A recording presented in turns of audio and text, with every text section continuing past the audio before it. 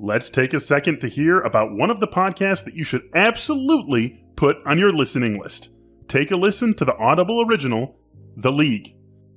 This new podcast is co-hosted by Super Bowl champion, 5-time Pro Bowler, and legendary smack talker Richard Sherman, as well as sports broadcaster and rising star Taylor Rooks.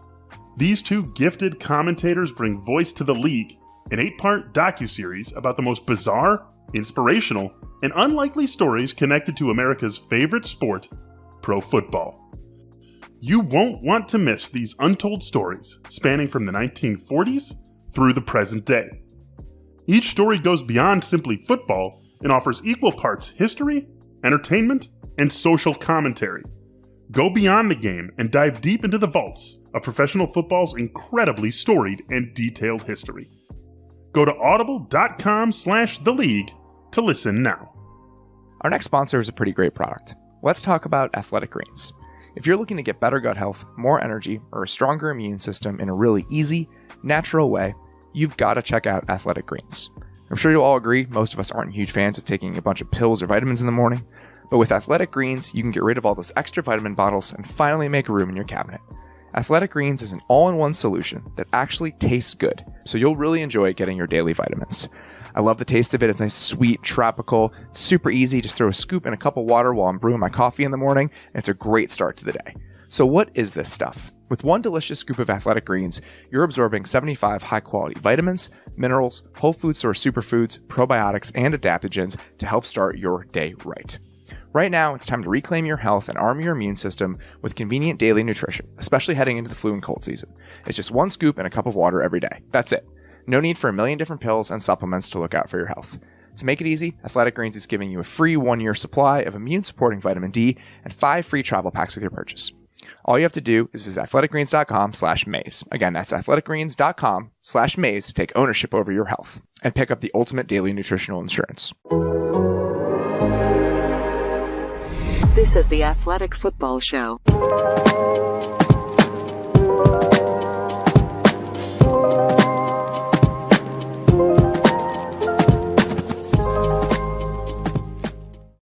Welcome to the Athletic Football Show. I'm Robert Mays. Joining me today, it's my good friend Nate Tice. Nate, how you doing, buddy? Doing well. You look bundled up over there. There's an actual blizzard happening outside. Your internet works. It's like 2 p.m.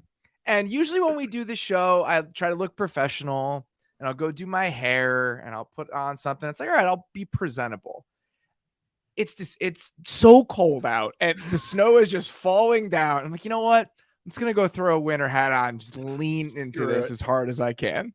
It looks like you just fishing for some crab, off the Alaska coast. That is what I'm going for pretty much all the time. My vibe after Halloween is a combination of weathered New England fishermen and Chris Evans from Knives Out. Like that's exactly what I'm trying to go for, is like some middle ground between there. I saw Banshees of Inisherin a couple weeks ago, which was fantastic, by the way. And haven't heard one of my big updates from you lately. One of my big takeaways from the movie was, man, just great sweaters. 1920s Ireland is just where I want to be all the time. So that's the vibe I'm generally shooting. It's like the people going for the Peaky Blinders look. Like right now, like that's been happening. That's a lot of effort. That is. Throw on a sweater and pull off what I'm trying to do. So I'm just leaning as hard as I can into it right now. We're 3 days before Christmas. It's cold as hell outside. What are we really doing here? I dress the same as I did like in high school. Just a lot of hoodies and a lot of hats. That's, if anyone see any of these cutouts that happens on our YouTube channel, I'm just like, man, I just look like I just woke up, which I did probably right before we did a show. So you're doing better than I'm doing as looking like a Portland resident in Maine. Portland, Maine, not Portland, Oregon, is what you're going for. As we lean into this general wintry vibe here, truncated show a little bit today as we head into the holiday weekend. And a reminder, no Sunday recap show on Sunday night. Sunday is Christmas. We are going to allow everyone involved with the show to spend Christmas with their family. We're going to have a 2-part Week 16 recap coming to you guys on Monday. We're going to do the Saturday games in one show, the 3 not great Sunday games in another show. I have to assume there's going to be a lot of Dolphins-Packers talk in the Sunday version of that recap, but that is going to be our plan. So don't be looking for that, but we are going to do a live Thursday night football recap solely on YouTube a little bit later tonight. Jets-Jags, a game I'm pretty excited to watch. Really fun. The Jets defense against this Jags offense is one heck of a matchup. So we're going to do that tonight, but no Sunday recap. Just be on the lookout Monday for those 2 recap shows that are becoming solely as pods. We're not going to do those on the YouTube channel. So a little bit of housekeeping as we head into the holiday week. So let's start with the game of week 16. But even this is kind of disappointing. It's a very strange week. So you have Cowboys Eagles kind of circled because the first time these two teams played, Dak didn't play. Right. And now the second time these two teams are playing, Jalen Hurts isn't going to play. Right. So there aren't a ton of things you could take from the first matchup that are applicable to what we're going to be watching right now, because that would be the Eagles offense against the Cowboys defense, which we're not really going to see on Saturday because Hurts isn't playing. And going back and rewatching the Eagles defense against the Cowboys offense from that game, you have Cooper Rush in there at quarterback. Right. So it's just kind of a strange version of this matchup, a matchup that we probably are going to see in the divisional round that might determine the NFC. So a little bit of a letdown with the Hurts news this week, I would say. I know it's like building to the third match, and that's like the payoff match is actually the one that we're all going to be geared up for. I know I'm really disappointed because I've had this game circled for some time now, just like, oh man, seeing as these teams are building. And it was also like you had the letdown, the Cowboys last week lost, but if you rewatch it, it's not as damning, which I think we'll talk about in a sec. But also just like the same exact thing is that the Eagles the first time around, I didn't even rewatch that game because I was just like, it's Cooper Rush in there. And then I already know what I watched the running plays. That's what I went back and I watched from that game was the Cowboys running plays against the Eagles defense. That was it. Yeah, but even the Eagles defense has kind of been revamped a little bit with who they signed. And so so the carryover is more from the recent games, this is exactly what game planning is like. This is you go watch some games and you take weight in different ones, our previous matchups or the ones that we want to watch. Is it a backup quarterback in there, et cetera, et cetera. But just like I wrote about the Cowboys against the Cowboys defense against the Jacksonville Jaguars offense this week, which kind of, it's funny. I thought after that game, rewatching back on all 22, it's like Dak is still Dak, the interceptions and all that. I thought 80% of Tyron Smith at right tackle is pretty freaking awesome with Zach Martin and double teams on that So side. my only concern there is the amount of snaps. Is when can he get back to a full workload? Because when Peters was in there, that's when they had some of their lowest moments on Sunday. But I think that's what they're building to, and having Peters be the swing guy. Yeah. So I think, this is another good week for that because now it's like, okay, yes, it matters. It's NFL, it's week 16, but it doesn't really matter as much. So we can kind of keep him on that rotation a little bit. So I think that helps crescendo again into the playoffs for him. So the matchup I am going to be watching in this game because I do think it's the one where they're at the fullest strength and we're probably going to learn the most potentially building toward a rematch between these two teams. And based on my muddy understanding of the playoff picture, Cowboys are the 5 seed. So if everyone takes care of business in the wild card round, which the Cowboys are likely going to be favored against the NFC South winner, which we'll get into later today, that's taking care of business. If that happens and then the higher seeds win, Cowboys are going to play against the Eagles in Philadelphia in the divisional round. So it's trending toward us seeing this again. And with that in mind, I think the most instructive, informative matchup in this game is going to be the Cowboys offense against the Eagles defense. So the couple things about the Cowboys offense from that game, I'm with you in that I think they're going to be fine. That's even the 2 picks are kind of weird picks. Obviously he gets his arm hit on one is a tipped ball. I'm not super worried about the Dak Prescott interception stuff. I will say that there were 2 things from the Jags in that game that I thought, ooh, all right, maybe a little bit more of this. And one was some of the droppers from the line of scrimmage that they had on both sim pressures and blitzes. Devon Hamilton had a pass breakup in that game, but also led to another, I think at least one more play where Dak had to double clutch because somebody dropped into his zone. We know that it's not really smart to blitz a lot against Dak Prescott, but if you're going to run some of those simulated pressures and play zone behind it, I think that the Jags had a little bit of success with that. I also think I would be more willing to blitz the Cowboys situationally and depending on what you're playing behind it. Because the Jags a couple times played man and doubled CeeDee Lamb and blitzed. That little formula, I'm okay with blitzing the Cowboys in that spot because against man coverage, CeeDee Lamb is getting like 35% of the Cowboys' targets. It's straight at him every snap. It's some insane number, and it's one of the highest rates in the entire league. I think it's like 6th or 7th in the entire NFL against man, especially on third down. It's like 36% of targets. And the Jags were double teaming him. And when that happens and you can heat Dak up a little bit, I think you can have some success. So those are the two little nuggets outside of some fluky turnovers where I'm like, ooh, maybe this combined with some of the issues at right tackle are a way you can get after this team. Yeah, and I commended and said Kellen Moore has probably been coaching up the best ball of his life. I think this is the best game plan or play calling that he's had. One of my complaints I agree with you on that is that and I know we both had times where we were higher maybe than the other on him. Is I always thought that he always felt like he had a lot of good stuff to get to, so he would go away from what's working. And it was like, no, just keep at it, make him stop it. And I thought in this Jags game, he did a good job. They called literally the same zone play 3 times in a row, which I thought was hilarious. Like same setup, same formation, everything, same motion with Noah Brown. Noah Brown's also playing like really well. Like he's so much more athletic football show all-star nonsense guy where does so much dirty work. I mean, he's just digging guys out, inserting on run plays. I need a new That's Pascal. Exactly what he is. Noah Brown is your Zach Pascal for this season. Because they use him as a blocker last year, but he'd have some botches, and as a pass catcher, he'd kind of be up and down. This year, he's just consistent. Like ball goes his way, good things happen, and he blocks his ass off. So it's like exactly he is a TAFS all-star all the way. But since Dak's been back, he's third in success rate behind Mahomes and Burrow, and passing success rate, and second in EPA per play behind Mahomes. He's playing really good football right now. I think the interceptions have been overshadowing how well he's actually been playing. He tries stuff. That's Dak. That's what's going to be like. We've talked about this with Rivers sometimes. It'd be frustrating. People like, oh, he had 2 interceptions. It's like, yeah, because he's trying to throw like an expert level ball here. Okay. And so that's the give and take of it sometimes. But I rewatched that game and I'm watching the offense. I'm like, I still feel okay about this Cowboys offense. I know a lot of people are making big things about not having a second receiver, but I think the complementary pieces are all working for them right now.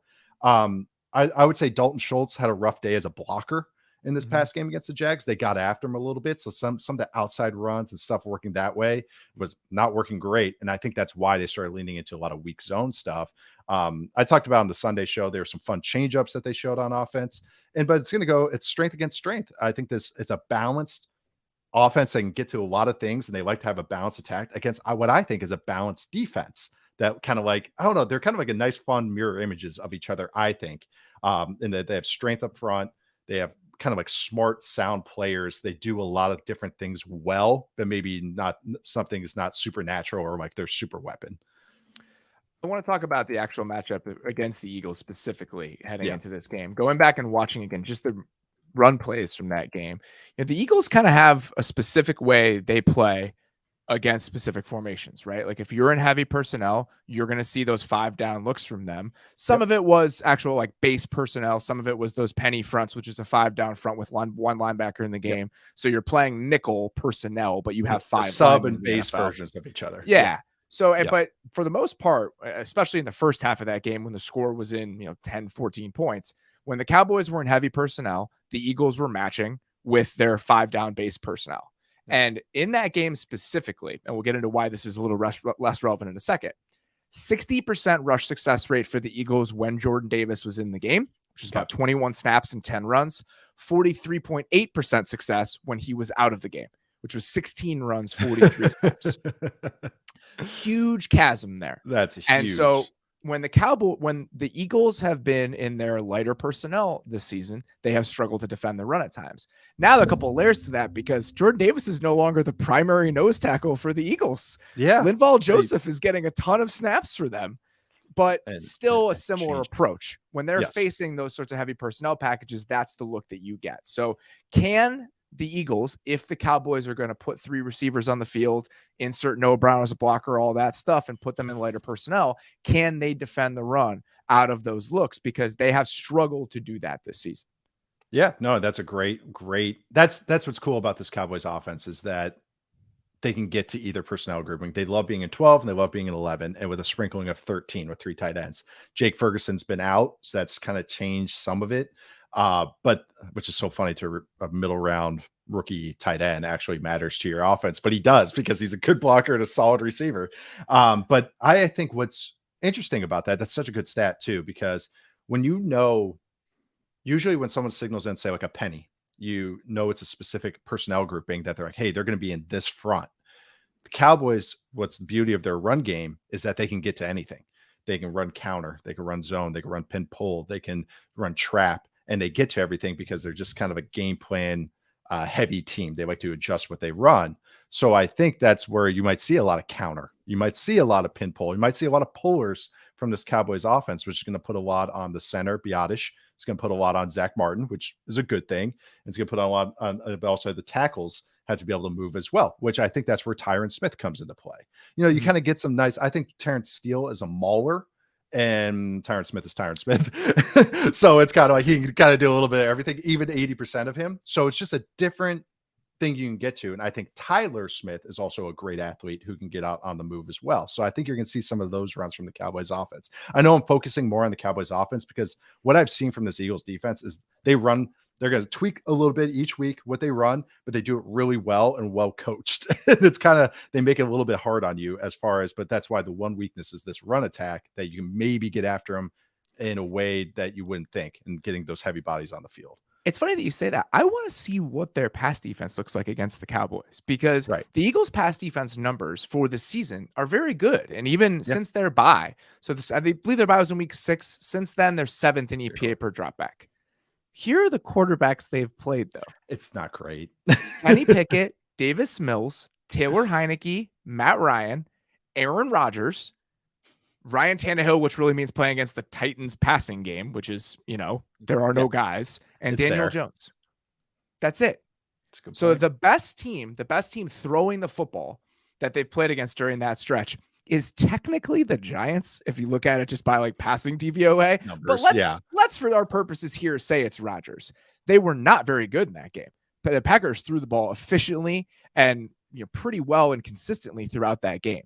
So I want to see what they look like against a team that can throw the ball like Dallas can, because I think it's a good test and the sort of test that we just haven't seen them have to face very often this season. Man, even just going back to week 1, you got if you go before the bye, it's not good. Yeah, you got Goff and Cousins, and then Cooper Rush.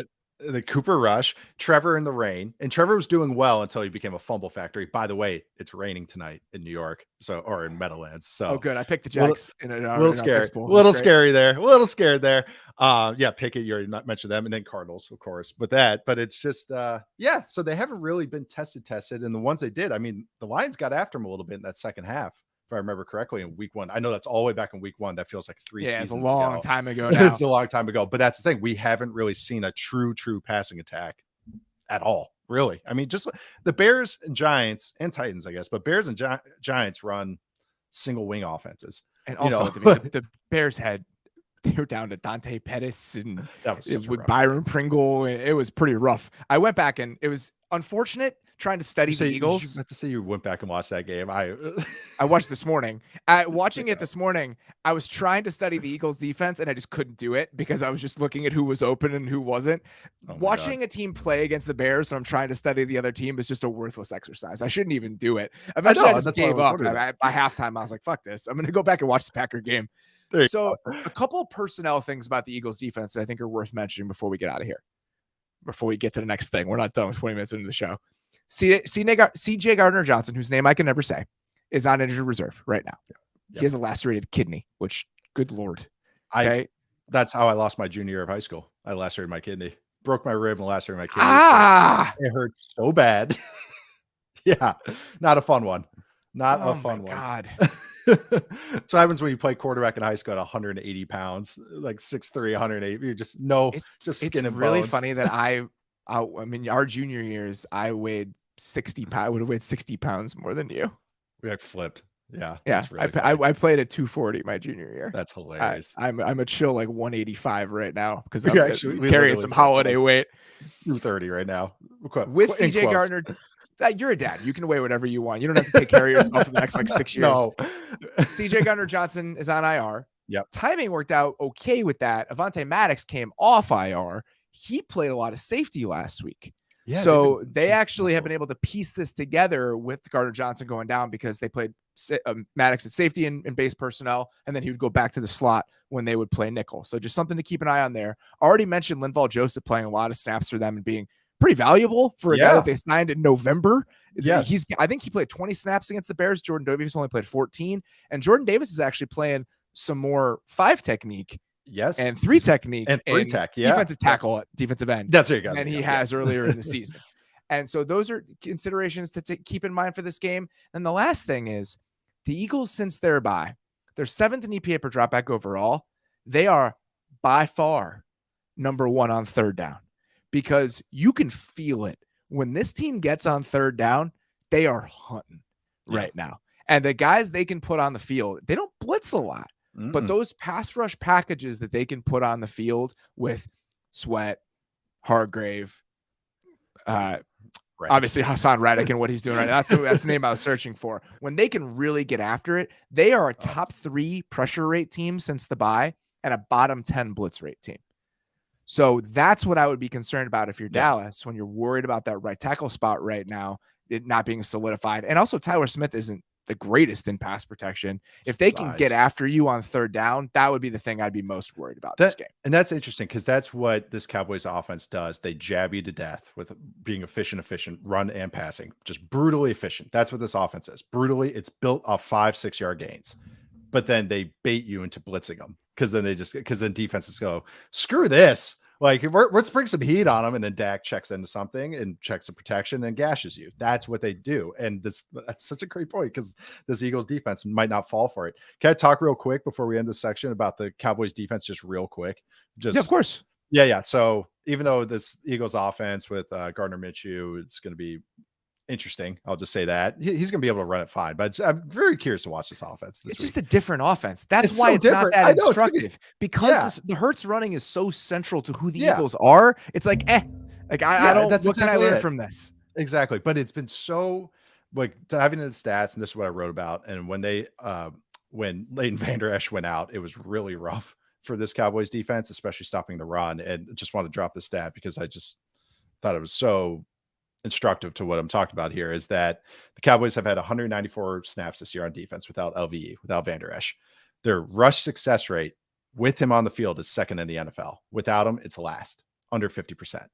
And they're going against this Eagles run game without Vander Esch. So I'm a little scared about that. And defense success rate overall goes from 4th to 26th.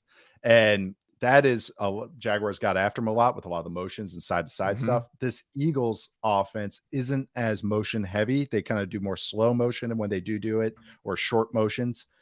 So it doesn't really going to tie into that, but they're still going to get you go side to side with screens. And some of their run game is really good. Like even without the quarterback run game, they still do some stuff in the run game under center, running it to the running backs and all that. So I'm very curious. And also Jonathan Hankins was really important to this Cowboys defense as well. And stopping the run after they traded for him from the Raiders. So those two being out is a little more damaging than even the whole talk about the second corner, figuring out who replaces Brown. So like that is kind of like what I think is really more scary for this Cowboys defense. And I think this is going to be an amazing test for it against an Eagles team that's going to pound the rock, I think. It's a great point because in my mind, it's the corner problem is what's really lingering for why I'm worried about the Cowboys defense. But I think there are other things to think about as we get down the stretch, because it's important to think about which defenses are at full strength, which defenses actually deserve the reputation we've ascribed to them over the course of the season. The Niners right now certainly do. And if we get to the end of the year and the Cowboys don't, then the type of team they are in our minds, I think, starts to change. So it's really important to mention. I didn't write about this, but just like my theory is that why I'm not as concerned about losing the second corner and figuring out whoever's going to play there, what name you're going to insert there, the kid from Oregon State, or whoever, is this team runs cover 2 a lot. So that is one way you can hide them a little bit, lean into that, dial that knob just a little bit higher, Dan Quinn, and maybe bring some other stuff to just disguise it as well. So I think they just have one answer that will maybe help resolve it until they kind of figured it out. All right. It's time for our game plan of the week. Let's get to it. So, Frank, Here's the plan. All right. Bengals offense against the Patriots defense this week may not seem like the sexiest matchup in the world. The Patriots defense statistically has been one of the best defenses in the NFL this season, Yes, it has. which makes it difficult to paint the Patriots with any sort of broad brush because the offense has been such a disaster.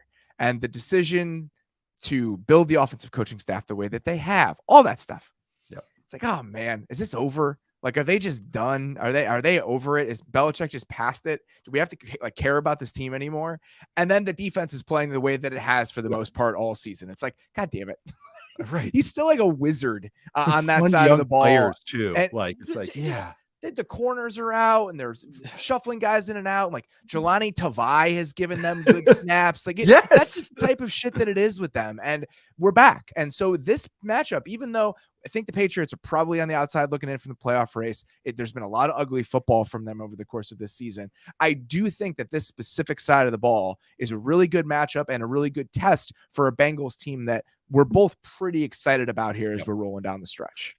I think this murderer's row that we think this Bengals team has faced, I actually think this for this Bengals offense, this defense, not only just statistically, Patriots defense, second in DVOA, second in best by overall success rate. They're second against the pass in success rate. So that means they're going against a team and they're seventh against the rush. Like they're balanced and they're going against a team that has now thrived off being balanced and efficient. So it's perfect. It's a defense that wants to make you inefficient versus a team that's trying to be as efficient as possible these days. We know, of course, they can always do the explosive stuff, but that's the thing. Belichick for years has thrived off quarterbacks that want to live in the explosive world. Because then he goes, we're going to take that away from you. Guys, have fun. Like, but Bengals have already found those answers. So it's I think this is going to be going into this. We chalked this up on the preview when we talked the other day, like going over what we're going to talk about. But as I studied it more, I'm way more interested in this than I thought I was going in. So let's dig into it. What aspects of it are really jumping out to you? Yeah. So for one, this is just personnel usage. No one plays more dime on first and second down than Patriots. Why that matters is the Bengals love to be in 11 personnel. They like to be in light bodies. They are second behind the Rams in 11 personnel, even though they've tweaked what they've done the last few since their, renaissance or whatever you want to call this. The ways they use it is they in varied ways, but they still want to live in that personnel group. Still light body groups. That's what they like to do. I mean, why wouldn't you? You want T. Higgins, Tyler Boyd, and Jamar Chase on the field as much as possible. Especially if you can run the ball efficiently out of it, which they absolutely have been able to this season. It's a pick your poison. But this Patriots defense, they're really damn good out of base on rundowns, especially against the run. But when they get in nickel, they're fantastic out of nickel on first and second down at 5 DB looks, but they're more middle of pack against the run. So, okay, do the Bengals lean into that a little bit? I know, and I watched it a little bit. I think they get a little too cute with what they try to do. They're trying to like kind of game up some stuff, and it's just funny like I see what they're trying to do, especially against the Raiders team, but Raiders last week. But then it was just kind of like, oh, just run what you run, and that's actually what is most interesting to me about this Patriots defense. Is how much quarters they're running. They look, against that Raiders offense, they looked like a Fangio defense and how they were structured. Something to keep in mind, though, that might be a Raiders specific thing. But they've done it before. They're more odd fronts and they're running quarters behind it. And it was just something that's exactly what I thought too. I thought the exact same thing. And there were some coverage calls that I could tell were because of Davante Adams. But that's another thing. I got so many pivot points off of this. So I'm trying to hone it in for everybody right now. So, okay, well, go into this. That's exactly what I thought. I'm going to watch this team and I'm going to watch. Okay. That's probably just because against the Raiders. I thought they would run one double, where they double Davante Adams, make someone else beat you. They didn't run it at all against Davante Adams, which okay. And then so they just ran kind of typical quarters. And then they ran slot pressures off of quarters. It looked like a 2008 type of defense. Some cover two, a lot of robber and 3 buzz. I've noticed a lot of robber, which they've done before, but they've really leaned into it, especially against the Raiders. But the other tweak, and what's really interesting is Todd Bowles ran the exact same coverage against the Bengals this past week. And this was, they clouded the side, which is cover 2, to the side that Davante Adams was on and the side Jamar Chase was on. So in the 2 games. So we're going multiverse here, guys. Split screen. So they went cover 2 to his side, but then to the other side, they ran kind of a quarters, but with a low safety. So almost ended up playing out like robber. and they ran the exact same coverage on both sides or on both games for the exact same reasons. Hey, let's cloud the side that their star receiver is on. What I thought was interesting is the Raiders, Derek Carr kind of was like, oh, shoot. And he tried to work and he tried to find a dig and he found the dig real late. And I think it got batted down on this example I'm thinking of. But then the Bengals going against the Bucs, they had Tyler Boyd in the slot. And so they were running like a sail concept. Burrow hung there. He's like, all right, you want to run cover 2 against this and trail with, Jamar Chase up the sideline? I'm just going to hit Tyler Boyd on the sail route. So I think it's going to be a big, long story short, I think it's going to be a big Tyler Boyd game over the middle. In some way, shape, or form. Because I also think even if Hayden Hurst is playing, I don't think he is. I think he was out in practice. But if he is playing, Kyler Duggar is the tight end eraser. So if they're going to cloud or one double Jamar Chase, and I think it's just going to be a T. Higgins, Tyler Boyd type game. But they also, I think they can run the ball a little bit on first and second down. It was just a lot. I think it's a strength for strength going against one of the best game plan coaches in the world, Bill Belichick or his son and the staff, the Patriots staff, or going against this Bengals team that has really revamped their offense. Watching them against the Bucs was more proof that they're really tweaking their stuff. The glance RPO that the interception happened on, but that's another story. They also did a run play where they faked the zone read and then pitched it to run a pin pull. So they're playing off what they're showing. I'm like, hell yeah, this is great. Good stuff. Zach Taylor and the Bengals offense. Like, I really like what you're doing, but I just think it's going to be a lot more interesting than I originally thought going in, where it's like, oh, one double. They're just going to run one double on Jamar Chase and yada, yada, yada. They've tweaked their defense a little bit, especially against star receivers and good quarterbacks. The one note that I had, because when we were discussing this, each other, they were playing a little bit more quarters, and I was curious just structurally on defense, some of the things that have changed over the last year or so, because last season, I think they played like 30 snaps quarters all season. Right. And this year it's like almost 5 times as much. So they don't do it a ton, but it's more than they did last year. They never used to do it. That's why I was so excited. I was like, what is this? And they're still like in the bottom third of the league. Yeah. Last year they were dead last in the NFL. Yeah. So the one thing that I think is kind of tied to that, last season, if you look at light box counts, they were so far away from just the trend of putting 6 or fewer guys in the box. Last year, they were 29th in the NFL. It was about 40.6% of their snaps, 6 or fewer guys. This year, it's about 50%, and they're 16th. So it's not like they're up near the top of the league, but that's a pretty dramatic change to go from pretty much bottom of the league to middle of the pack in the amount of bodies that you're putting in the box, especially on early downs. So just little tiny tweaks from Patriots teams and tendencies that we've seen from them over the years compared to what this team has looked like this season. They didn't totally, it's not, they went from all this to all that. They didn't go all 1, all 0. It's just that it was a difference. It's a different flavor that they're just sprinkling in. They still run a lot of the same stuff. They still drop guys, they run simulateds. They bring a Mike guy down the pipe, Bentley down the pipe. Like, they still do that. It's just that, they have a different tool in their box, in their toolbox, which I just thought was from a guy that's really run his shit no matter what. That's interesting to me. And also the other thing is the Patriots have so many fun young players. Josh Uche is like such a different pass rusher than they usually have, but also like Kyle Duggar's awesome. And watching him, he's awesome, dude. Watch how you say, like, on an offense, you're like, oh, find number 1. If you're watching the Bengals offense, like, okay, where's number 1? Watch the Patriots defense, find 23. And that tells you what they're trying to do on that play. He's either the quarter safety, he's in the box, he's in the slot. That's what they're trying to do because he's really freaking good. So I understand why they're trying to do that. No, but long story short, this is a lot more interesting than I thought going in, especially this side of the ball. The Josh Uche thing and watching Hassan Reddick, rewatching the Eagles, and then what Bryce Huff has done for the Jets, and then Houston for the Lions.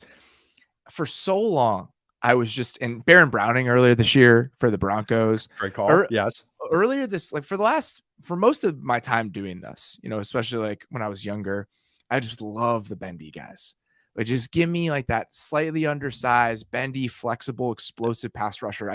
Those are the guys that I want at that. It's like position. Von Miller's like your prototype, or is that... I love guys like that. And I've always loved guys like that. A little bit undersized, but like that's how they win.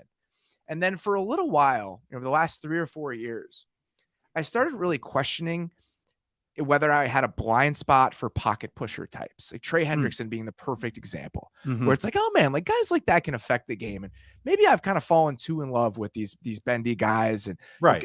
Quarterbacks are getting rid of the ball so quickly. Maybe that type of player can have the impact that he could have during a slightly different version of the NFL. And then this year, there has just been a resurgence of these like smaller, bendy pass rushers affecting the game. And I'm like, I can't quit it. I can't quit this idea of like this archetype of player and what he can pull off situationally in the NFL. That's hilarious. We all have blind spots, especially where we're scouting these guys, but that's just so funny. Hey, time is a flat circle. Hey, running the balls back. Like we might wait, like 3 down running backs are back in vogue. Like, this is, hey, we're getting back to it. Once every running back looks like Mewelde Moore, then I'll be in a happy place. That's my archetype for a certain position. All right. We're going to take a quick break and then we're going to get back with just the ugliness that is the NFC South. This holiday season, the best deal in wireless can only be found at Mint Mobile. Right now, when you switch to Mint Mobile and buy any 3-month plan, you'll get another 3 months for free. As the first company to sell premium wireless service online only, Mint Mobile lets you order and activate from home with eSIM, while saving tons on phone plans starting at just $15 a month. I've been using Mint Mobile for a while before this holiday deal, and I have to say it is the perfect time to switch. Mint Mobile's best offer of the year is here. For a limited time, buy any 3-month plan and get 3 more months free. By going online only with eSIM and eliminating the traditional cost of retail, Mint Mobile passes significant savings on to you. All plans come with unlimited talk and text and high-speed data delivered on the nation's largest 5G network. Use your own phone with any Mint Mobile plan and switch easily and effortlessly with eSIM. Or if you need a new device for a limited time, get 6 months of free service when you buy a select device and plan. Switch to Mint Mobile and get premium wireless service starting at just $15 a month. For a limited time, buy any 3-month Mint Mobile plan and get 3 more months free by going to mintmobile.com/maze. That's mintmobile.com/maze. Cut your wireless bill to $15 a month at mintmobile.com/maze. It's time to knock that new business idea out of the park with Shopify, the all-in-one commerce platform to start, run, and grow your business. Forget the off-season work. Shopify makes it simple to sell to anyone from anywhere. Whether you're selling warm-ups or wall hangers, it's time to start selling with Shopify and join the platform simplifying commerce for millions of businesses worldwide. With Shopify, you'll customize your online store for your brand, discover new customers, and build the relationships that create die-hard fans. Shopify fields all the sales channels to grow a winning business, from an in-person POS system to an all-in-one e-commerce platform, even across social media platforms like TikTok, Facebook, and Instagram. And thanks to 24/7 support and free on-demand business courses, Shopify is on your team every step of the way. When you're ready to take your winning idea to the world, team up with Shopify, the commerce platform powering millions of businesses down the street and across the globe. Sign up for a free trial at shopify.com/maze. That's shopify.com/maze to start selling online today. Shopify.com/maze. I better check under the hood. All right, so let's go under the hood of this entire freaking division. Letting you guys behind the curtain a little bit. Okay, so on Tuesdays, we talk about what we're going to discuss on this show. Yeah. And we were throwing around some NFC South stuff. And at one point I said, wait a second. Are the Saints only 1 game behind the Bucs? And Beller was like, yes. So it sent me to the standings because in my mind, it's like, they're maybe the Panthers are 1 game back, but the Bucs a stranglehold on this. And even if they're not good, they'll stumble to the division and that'll be it.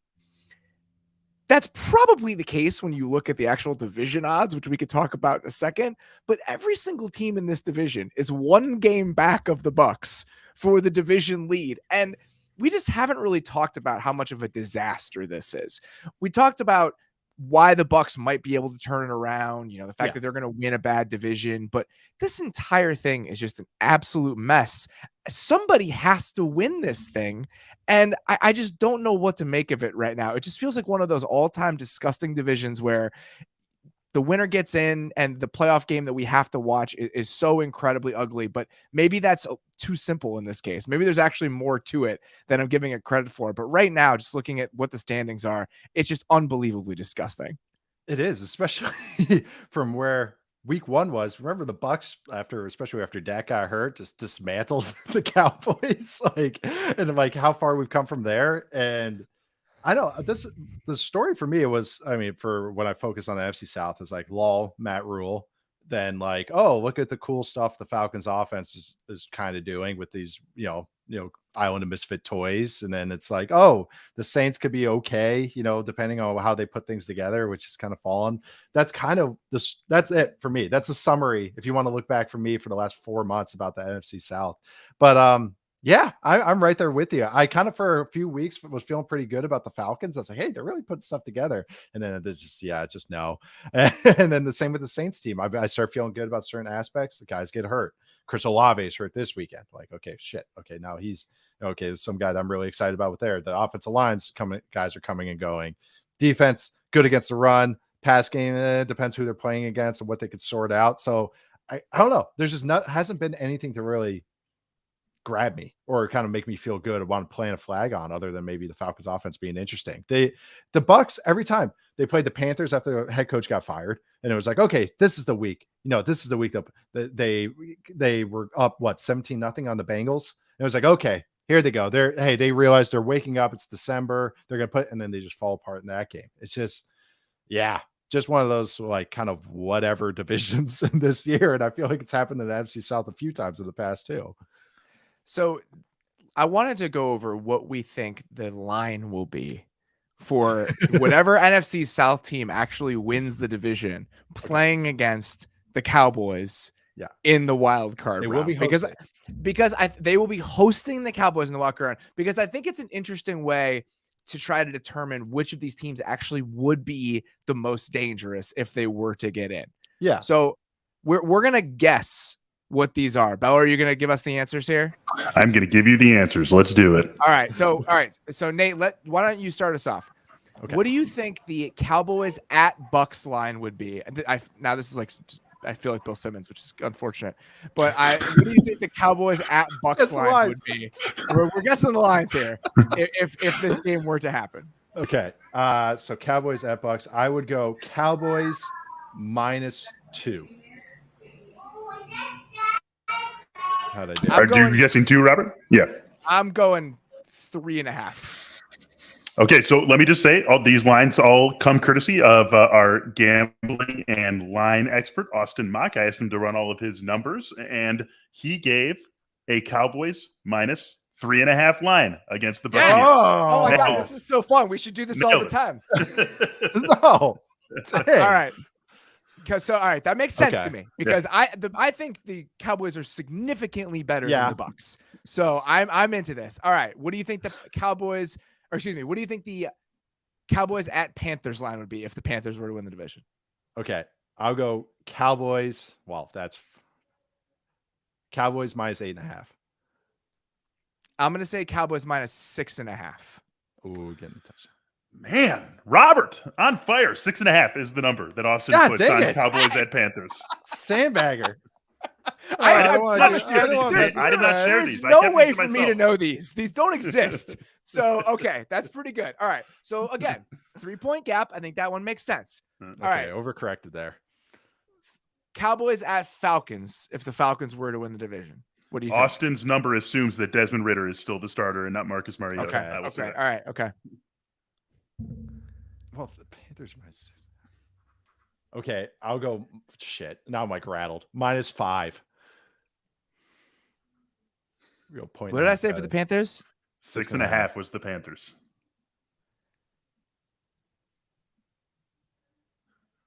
I'm gonna say 7 for the Falcons. All right, it is Cowboys -8 in Atlanta. I almost went 8.5. God dang it. Okay, and then so Saints. Saints is what I'm most interested so the in. Falcons are 2 point. Okay, interesting. That's interesting to me. 1.5. Okay, so Saints. The Panthers get some real respect from Vegas in a way that you would not anticipate. I think it's because of their defense.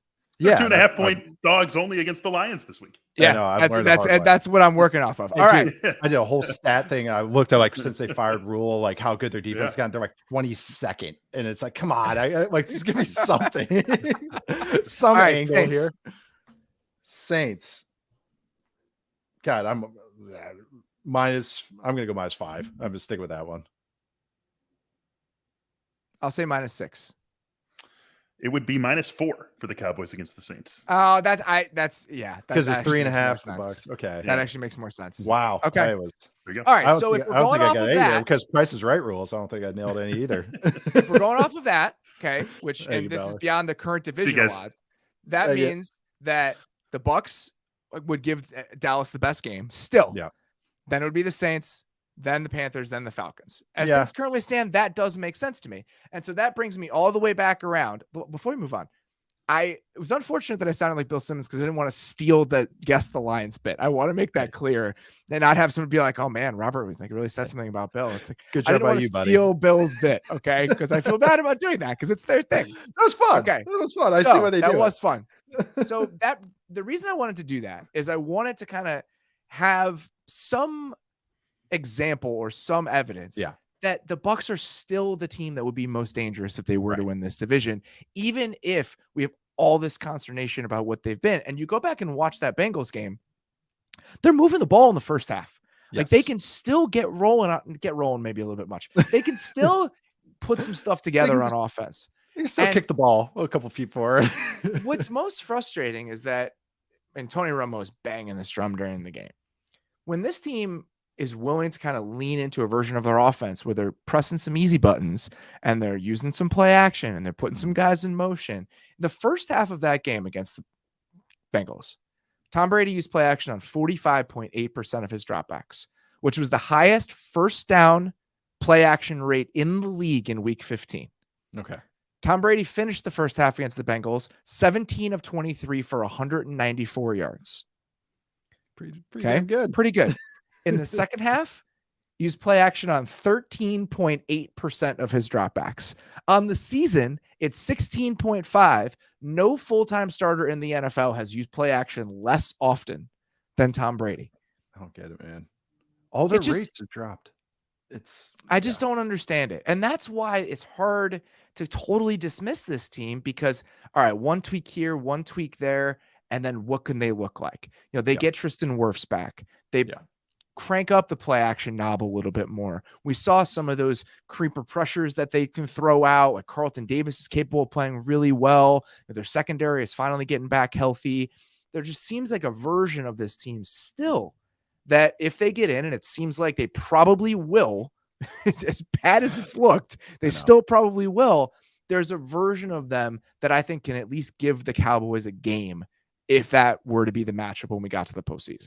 That's it. Their defense can give teams issues. Like they did some good stuff against this Bengals offense. It wasn't like the Bengals just had their way until the end. But for a while, I mean, like you said, Carlton Davis was playing tough. They dropped 2 picks. They dropped 2 Burrow picks, one over the middle and one on the sideline. Like, those are pretty literally game-changing plays.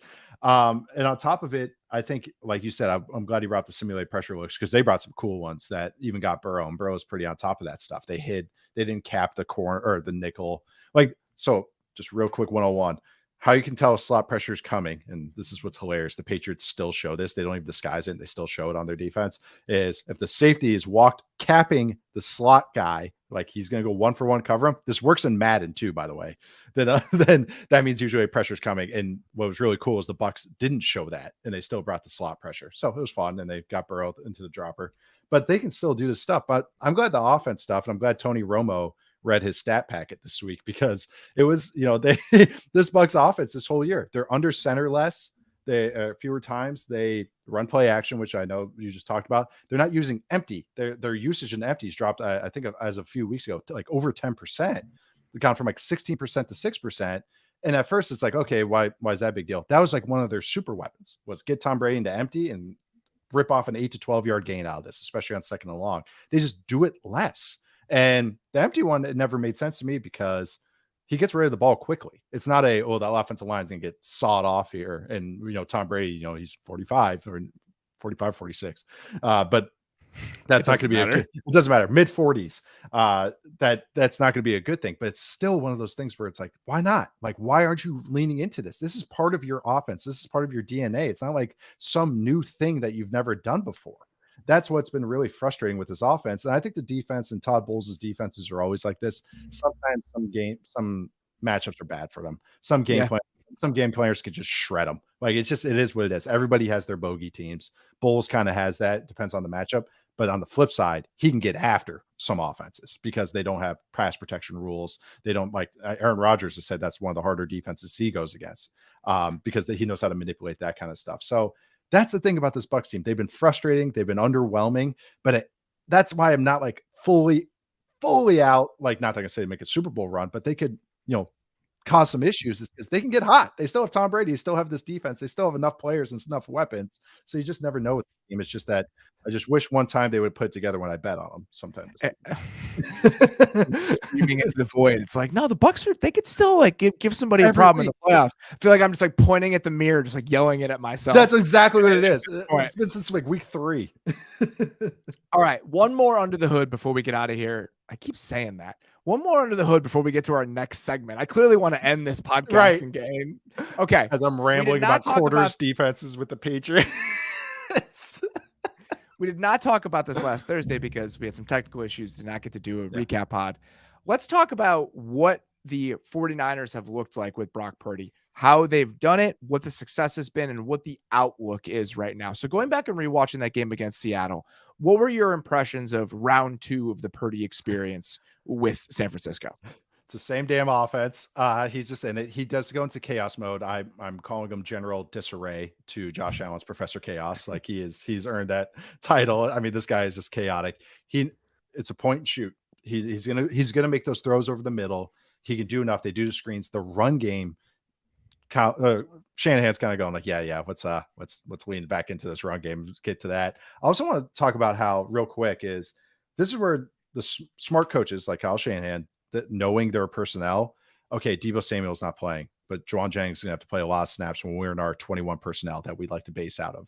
Okay, so if Juwan Jennings is our Z receiver or X receiver instead of Deebo, well, we're going to run, jet plays for Deebo, put him in the backfield. This is how we're going to get creative with him.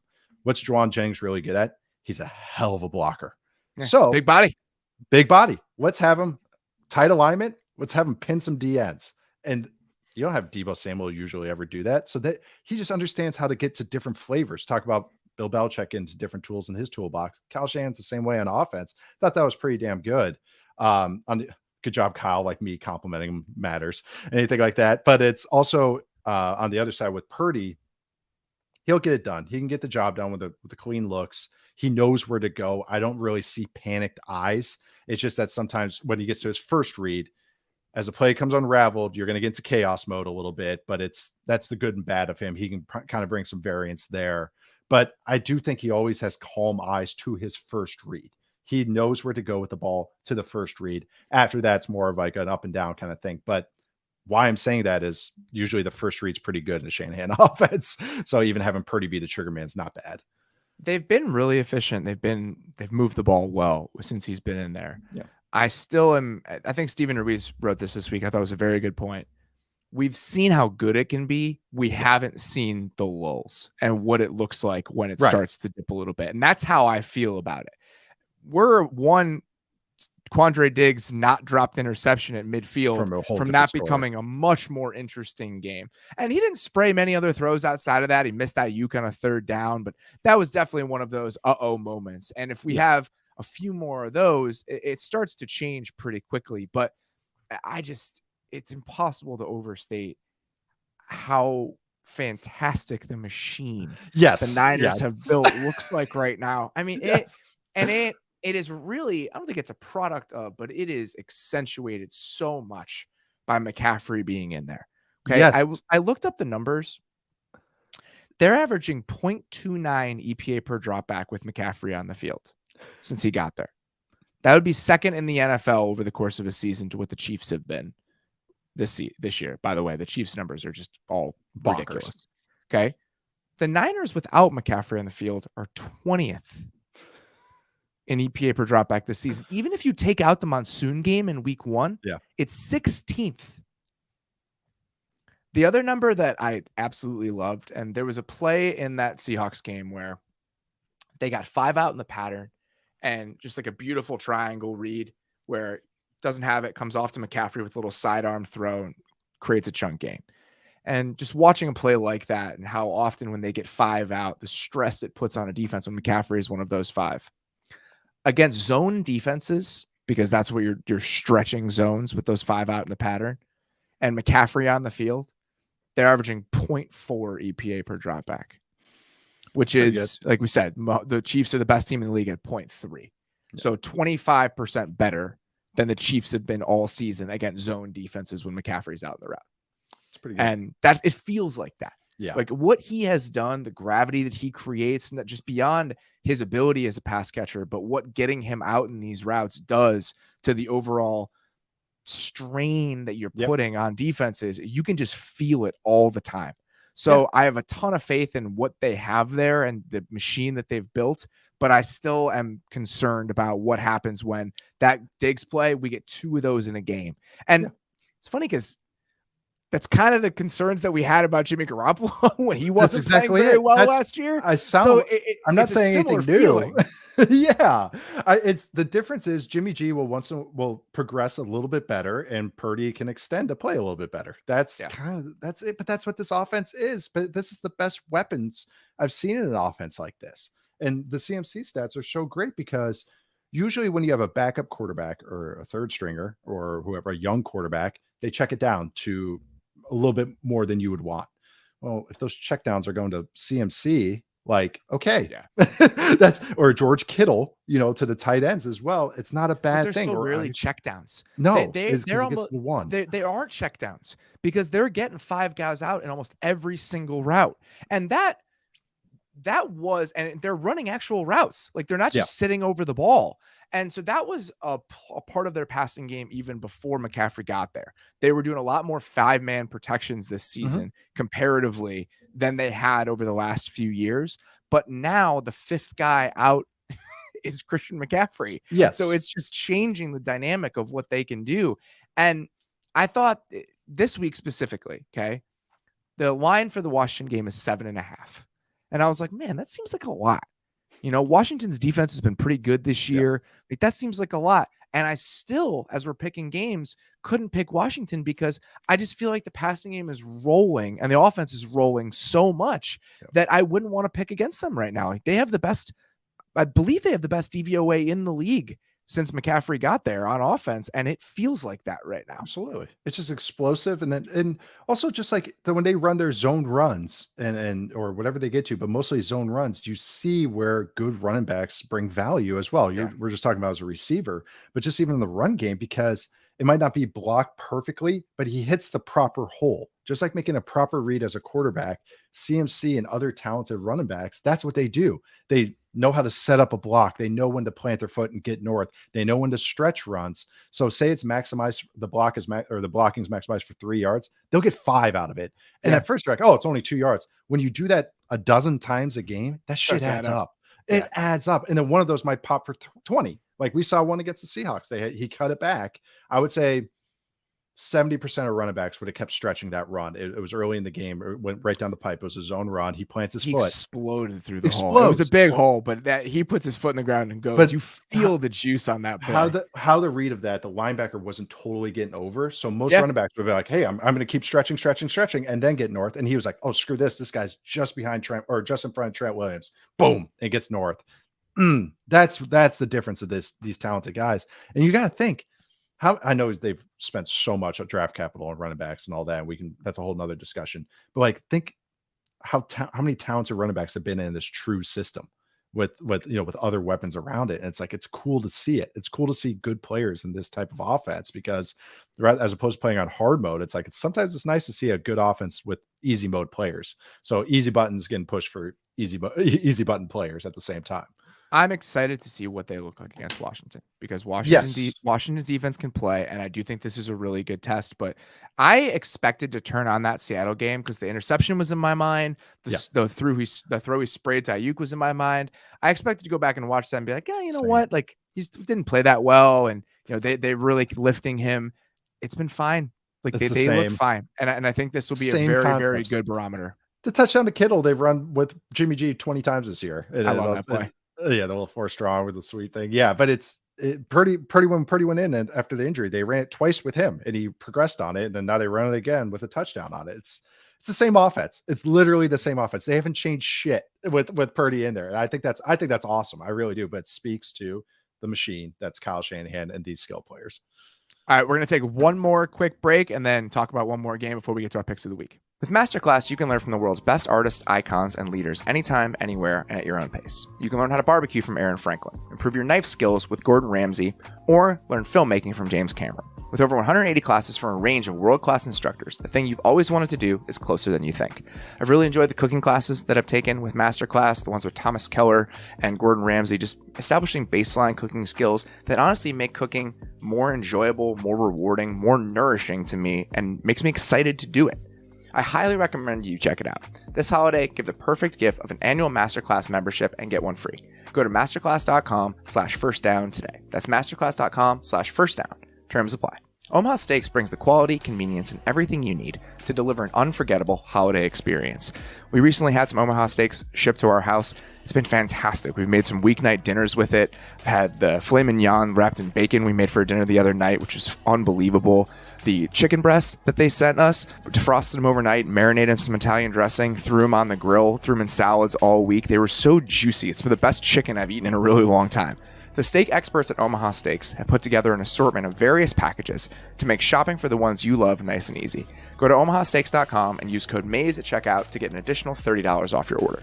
Send an assortment of mouth-watering favorites, guaranteed to impress, like the legendary Butcher's Cut Filet Mignon, air-chilled boneless chicken, ultra-juicy burgers, and even easy-to-prepare comfort meals that are ready in a flash. Omaha Steaks is ready to ship your order right away. Head to omahasteaks.com and use promo code MAYS at checkout. Omaha Steaks is a gift from the heart, a gift that will be remembered with every unforgettable bite. Order with complete confidence today, knowing you're ordering the very best. Visit omahasteaks.com and use promo code MAYS at checkout to get that extra $30 off your order. Minimum order may be required. The winter is one of my favorite times of the year because it's cozy season. Just good to kind of get on the couch and feel nice and comfy. And Tommy John has helped me do that in a big way. When you start the year in Tommy John, you'll be that much more comfortable, so you can do everything better. Tommy John underwear, loungewear, and pajamas have dozens of comfort innovations, like luxuriously soft tri-blend and micromodal fabrics with 4-way stretch. And there's no lint balls or fuzz. With over 18 million pairs sold and thousands of 5-star reviews, people love their Tommy Johns. That's why Tommy John doesn't have customers, they have fanatics. The Tommy John Second Skin pajamas that I got recently are my favorite thing to wear around the house right now, especially as it's gotten chilly outside. I seem to be wearing them every day and doing a ton of laundry as a result of it. Shop Tommy John's end of year sale right now for up to 70% off at TommyJohn.com/athletic. Save up to 70% for a limited time at TommyJohn.com/athletic. That's TommyJohn.com/athletic. See site for details. Game we wanted to talk about today, Giants and Vikings. I think a really interesting game in the sense that these are the types of games that this is the type of game that the Vikings are likely going to face in the wild card round. Like if we're trying to build a case for why the Vikings can win a couple playoff games, for why they can make a push in the playoffs, and you'll play devil's advocate a little bit for the relative, I guess, pessimism we've had about the Vikings considering their record. This game is the type of thing you start with because they're -4 against this Giants team, and it's a Giants team they absolutely could play in the wild card round. So if you're trying to build a case for why this Vikings team could win a couple playoff games, where would it start for you? Just play yourself. just do what you're good at, which is get to what you adjust to. I think this Vikings team, especially on their offense, and this is something I've tried to hone in how to explain it, is it feels like to me every first quarter, especially on offense, they're like, is this working today? What about this? Is this working today? And I think it's just bring out the big guns early. Like I get it. You want to get out. Okay. Wow. They're taking Justin Jefferson out, first couple drives. Okay. Well, we got to get other guys going then. It's like, no, screw it. Get him going. Use the designery plays that I know that you have dialed up because I see what you guys do in tight situations. And in the second half, get to him early. Just blow your load early. I think that's my biggest advice I can give to this Vikings team because there hasn't been a kind of schematic thing where anyone that's heard me on this podcast, I've been throwing out theories left and right, especially on offense with this Vikings team, is that there's nothing really more to it than that they have to figure out how to use 2 tight ends as best they can and get Justin Jefferson as many targets as possible, which they always end up doing, but maybe they can keep themselves out of a rut. And when you're playing a team that you're 4 point favorites on, or like that, might be more, give or take, when playoff time comes around, then don't get yourself in a rut. Like, establish control so you don't leave yourself to a game where the Giants could stick around. They can keep running the ball. They don't have to pass the ball. I think on defense, this Vikings defense, again, they're not great. They're fine. They do enough that can make it tough on teams. I don't know. I think the Zadarius Smith pass rush packages is really tough on a lot of interior offensive lines. I think that defensive wise, they like to squeeze a lot. I know Eric Kendricks is out this week, or he's not practicing this week at least, but they like to squeeze a lot into the middle. So they're going to make quarterbacks check it down to the flat or throw deeper out to the outside. That's why Mike White had a lot of success against his team late in the game, against this Vikings defense. So to me, I don't know. But really, for me, it's just, I think on Vikings is get to your big guns early. Don't hide them. And I think on defensive wise, it's like, this is what they are. I don't think that I can just have a magic bullet for them to like improve at this point in time. The Vikings are second in variance, Football Outsiders variance on defense. So they are the second most consistent defense in the NFL. Thank you. Which feels right. Yes, when you watch them, I was like, oh my God, that's just so right on. Like, they just are what they are on defense. They are. That's why that was such a meandering answer, because I'm just like, it's what they do. What they do, for better, for worse, they do what they do. All right, so I think that's exactly the right characterization on defense. Yeah. If the pass rush is getting hot, I think that's the most dangerous part of who they are. Yeah. But for the most part, they are what they are on that side of the ball, week in and week out. So early in the season, my biggest frustration with the Vikings passing game was they could not push the ball down the field. They refused to push the ball down Which the is field. What made us excited about them in the preseason. We're like, oh, yes. This is going to be boom, boom, boom, big guns everywhere. So, and especially Kirk Cousins was dead last in the NFL in air yards per target against zone coverage. It was like 6 yards per target. It was ugly.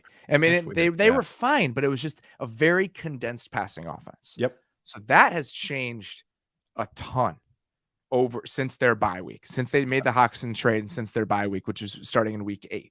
So since then, he is, especially against man coverage, from weeks 8 through 15, he has gone from 7.5 air yards per target to 10.5 air yards per target against man coverage, which was 25th to 7th. Okay.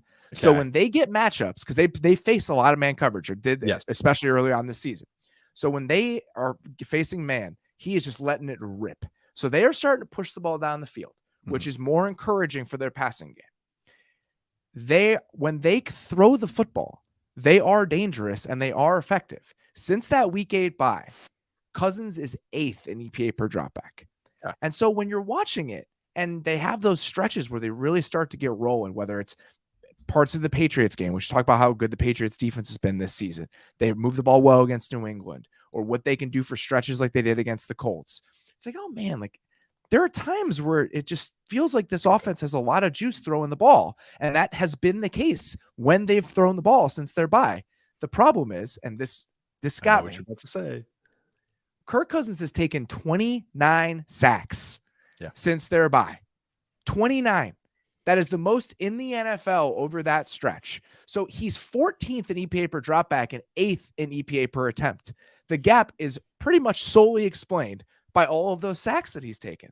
So it makes total sense when you think about it anecdotally watching this team. It's like, oh man, they can really they have Jefferson. They can really get going. I am concerned about the pass protection, and I'm concerned about what he does when the pressure starts to bear down, because he's not a creator. And that's exactly what has held their passing game back marginally over the last 2 months. And seeing that, I was like, yes, that is correct. That is what I was worried about. Well, just talking this all out, it all makes sense even just when you watch them, because their run game is so drab. Also part of the problem. 29th in rushing success rates. Yes. And that's what it feels. This type of offense, if you want to be an explosive passing game offense and push the ball against man and all that, you have to have something that kind of raises the water level up a little bit. So you're not just sink or swim. Like, you have to just be able to kind of keep afloat. And usually that's the run game. And that's the thing. They're not consistently able to run the ball.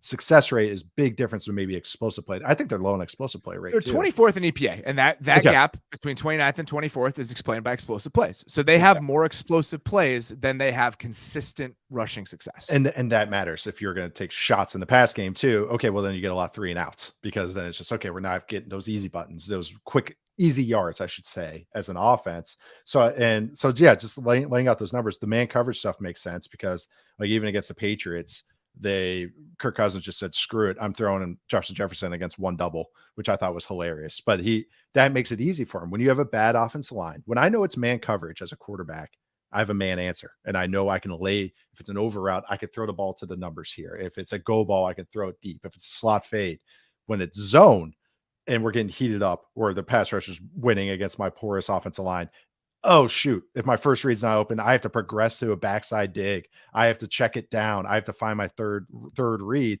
And when he's not a creator, this is a difference between a guy like him and I know this is not fair for anybody, but compare to him and Mahomes. Mahomes will do the pocket stuff, but if he's playing against zone coverage, he'll just get into creation mode, because he can get to those types of plays. That's the difference of these types of quarterbacks. If you want to know a difference between a guy like in the Kirk tier and the upper tier, it's that right there. Against zone, he has to stay in there and find his third read. Those other guys, the Herberts, the Josh Allens, even the Burrows of the world, they don't. they go 1 to 2. I'm out of here. Screw it. Let's get into creation mode, because I'm athletic and I can do it and throw in the move like this. So I think that's where it all kind of ties in together. Man lets him find an easy answer and lets him push the ball, because he knows he can throw it to a spot and not have to worry about his pass rush holding up. 20 of those 29 sacks since the bye have come against zone coverage. So there you go. There it is. When teams play man, and like they were early in the season, they've been able to kind of let it rip, and then they've been able to push the ball down the field. When he's had to hold on to it and find answers, it has been problematic, because their passing game their offensive line just isn't very good. It's like not. the interior, they have good players in their offensive line, but the interior Yeah. of their offensive line has holes. That has been the concern. Bradbury's missed the last 2 games. Yep. Ingram has been a problem for most of the season. Yep. Darisaw, obviously, getting him back has been big. Him missing those couple games, I'm sure, has contributed to those numbers. But if we're trying to explain a little bit of a disconnect between what the passing game can look like for the Vikings at time and what the overall efficiency numbers look like, I think that's the best way to explain it, is that they've taken a lot of sacks over the last couple of months. So one Giant specific thing I think to take into account, pun intended, Cousins, Giant. Yeah, Giants. Yeah, the Giant specific for this game. Oh, okay. So, yeah, for this game. So Cousins is 31st among 40 quarterbacks in EPA per dropback when teams blitz and play man coverage this year. The Giants do a lot of blitzing and a lot of playing man coverage. Oh, do they? So just something to take into account. I seeing that number though about how the sacks have really affected them, especially over the second half of the season, I think was particularly good because I was like, oh man, why can't I get totally on board with this? Yep. And I think that those concerns in pass protection, those couple weak links they have, I keep coming back to those. It's such a great point. It's a lot of the stuff that, to a lesser extent, it's a Diet Coke version of what the Bengals discussion last year on offense. Inefficient run game, porous offensive line, but without the Burrow creation ability. And that's a really good point. Same kind of number one receiver, explosive play generator, like Higgins Justin is better Jefferson than is. number two. Same kind of conversations about their offense a little bit. That's why they feel inconsistent at times, and that's also why they feel like they can get hot at any time. It's because that's how they play. So you'd hope with Darisaw coming back and with Bradbury coming back after missing a couple games, maybe the pass protection can get better, and maybe that's how we can see the best version of their passing game here down the stretch when they really need to get hot. So just something to chew on here as we get toward the playoffs. All right, it's time for picks. Let's do it. Boo Jimmy's lock of the week. Ooh, that's a big lock, all right. I'm a little concerned about how well I've been doing on the picks. You've been on fire. The bottom is coming. I was 4-1 again last week. I'm 39-31 on the season. I missed 1 week, which we're not going to talk about that. Yeah, we have the same amount of wins despite you missing a week, which is I do not feel confident about the games this week. I have the Jags plus a half point against the Jets today at the Jets. I just think the Jags are playing really well. The rain, I'm not excited about. That is definitely a concern here. So that one I feel less confident about, knowing it's going to be raining there. I have the Falcons plus 7.5.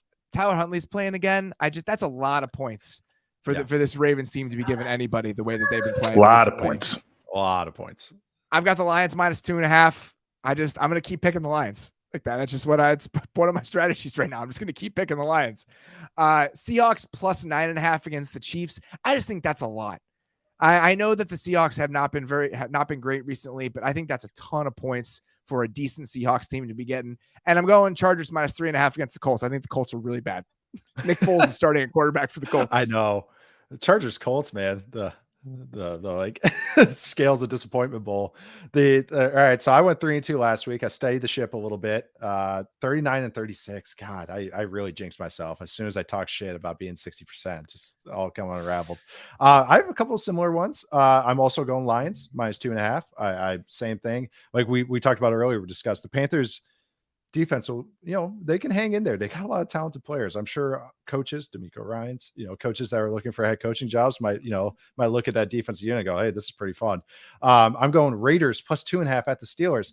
I actually think the Raiders have been played okay in the last few weeks. I don't know. I think that, getting Darren Waller and Hunter Renfrow back has made the offense look kind of a little spicy. I don't know. I like what they're doing. I think they can. Against the Steelers team, yes, they've gotten healthier. I don't know. I don't know what the quarterback situations with the Steelers, even though this Raiders defense has played better.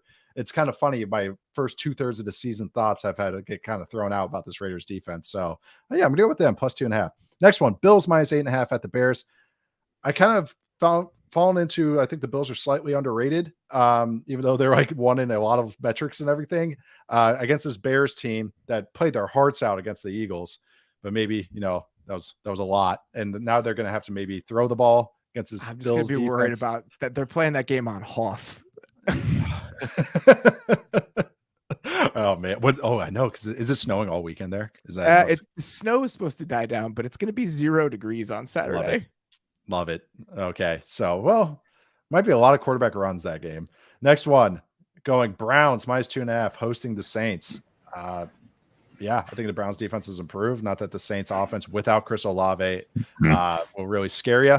And the running the game with the Saints has been this year. So that's the one Browns defensive weakness. And I think the Browns offense will be fine. Can put some points on the board. Also, last one, Falcons plus 7.5 at the Ravens. Same reasoning. I think that's a lot of points for Tyler Huntley, even though I do think this Ravens team is better overall. Let's go Desmond Ridder. We didn't get to break him down. Started slow like he did in college. That's on real me. Quick. 10 seconds. He started slow, just like he did in college. He started to calm down, did a lot of good pre-snap stuff, but then, tried to do a little too much. He went for the alerts a bunch of times early, but he settled in as the game went along. I'm excited to see him against this Ravens team. All right, guys. Let me jump in here. 4-1 last week. We have 2 unanimous picks this week, so I'll just say those 2. I'm also on the Falcons. I am also on the Detroit Lions. I also like the Jaguars plus a half point with you, Robert. We're actually kind of getting screwed in the real world market. They're up to plus 2.5. I would imagine that's got a lot to do with the weather and them being an offensively driven team and the Jets being a defensively driven team. But still stick with the Jaguars here. I am with you, Nate, on one more. The Raiders getting those 2.5 points against the Steelers. Love what they've been doing offensively. No surprise, right? They get Darren Waller and Hunter Renfrow back, and suddenly things look even a little bit better than they already looked, which they look pretty decent. My final play here, Bengals minus 3.5 at the Patriots. The same 3.5 the Bengals were laying against the Buccaneers last week. That worked out A-OK. Said this a couple weeks ago. I'll say it again. Patriots wins. Trubisky, Goff, Brissett, Matt Ryan, Zach Wilson twice, Colt McCoy. Patriots losses. Tua, Lamar, Aaron Rodgers, Justin Fields, Kirk Cousins, Josh Allen, Derek Carr. I think Burrow has his way with the Patriots. That's a good point. What are you on, fourth? Fourth, tied for fourth. God. Keep it rolling. Let's do it. See, we had the ringer on this pick. Not too bad. Bringing him in. All right, guys, that's all we have. As we said earlier, no Sunday night recap this week. We will have a recap of week 16 coming to you on Monday in 2 parts. So just be on the lookout for that. Tonight, we'll be doing a live recap of Jets Jags on our YouTube page. So please come check that out. If you have not watched any of the Thursday night recaps on YouTube, we have a great time doing them. So please do that. Subscribe to the YouTube channel if you have not done that. Would really appreciate that. In the meantime, if you're not going to be able to check out any of those, happy holidays. Enjoy some time with your family. Try to Make sure you're doing okay with the cold and the weather. Get where you're going safe. And when you get there, enjoy some family time because it's a great time of year and you guys deserve it. So appreciate it. And we'll talk to you tonight.